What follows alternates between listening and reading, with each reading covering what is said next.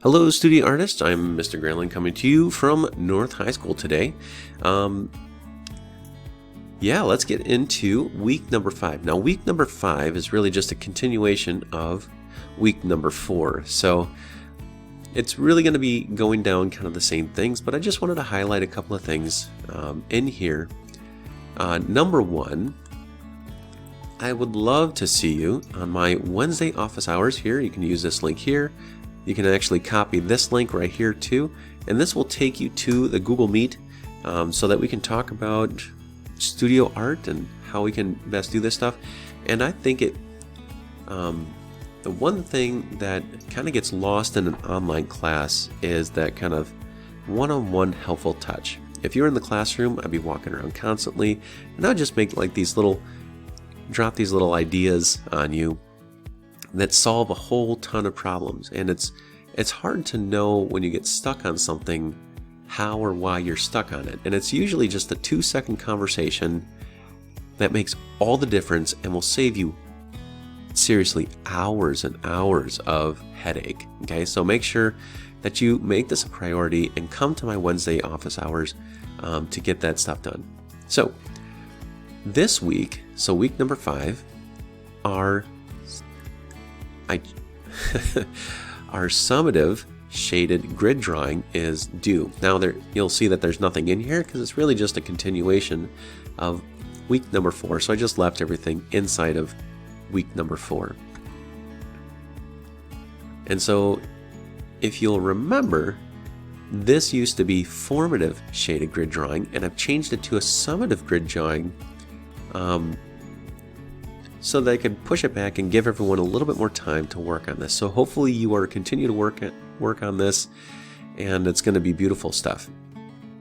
Here I have some tutorials on how to do this project. And remember, we want to see nice and smooth shading throughout each of these sections.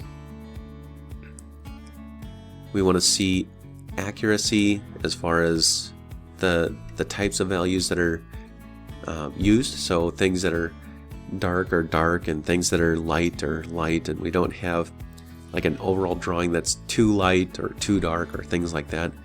We also have a grid that we're using the grid accurately, and then everything gets scaled up in the correct ratio, and that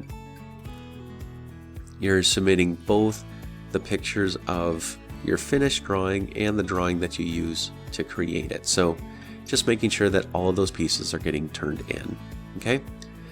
Because especially if you're not using one of the pictures that I have in my presentation here, I may not know what your picture is supposed to look like, so it's hard to compare it against anything. So just a little bit about that. And this project does take a while, so if you're shading, you're like, geez, man, this project takes forever. That means you're probably doing it right, because it should just kind of little by little every day. You'll do about like 3 or 4 boxes. That'll take you about an hour. Actually, it shouldn't take you quite that long. You should maybe get in an hour. You should probably get about 5 or 6 boxes done. And you do that every day, and then all of a sudden, after a few days, your drawing will be done. So anyway, I hope that helps. And then don't forget about these artist logs. Hopefully you're adding to those artist logs, and we're on number 4 here. So you're going to be looking at SciTao, a very cool drawer. All right, that's all I have for you, and I hope you all have a great online day. See you later, studio artists.